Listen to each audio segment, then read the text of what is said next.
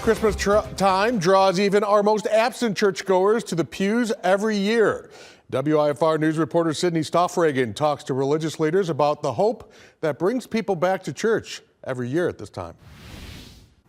9 in 10 Americans do something to celebrate Christmas, but researchers say fewer than half attend a holiday church service.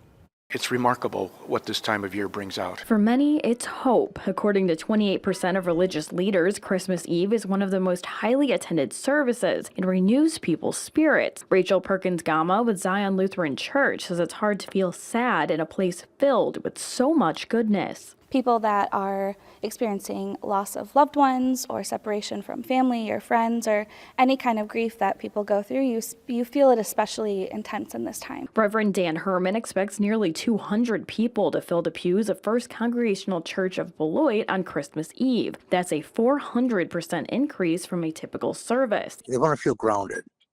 They want to feel a sense of hope again. He says people gather in many other ways and don't feel like they need church as much, but he believes we do. The only thing we don't work on is our spiritual lives.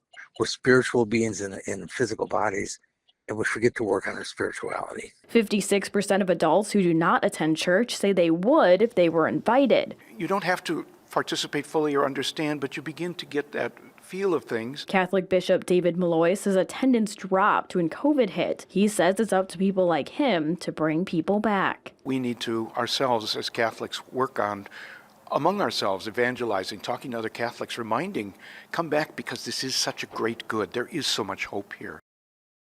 Reverend Herman also tells me Christians shouldn't get upset over the phrase happy holidays. Whether you celebrate Christmas or not, he says all religions celebrate hope.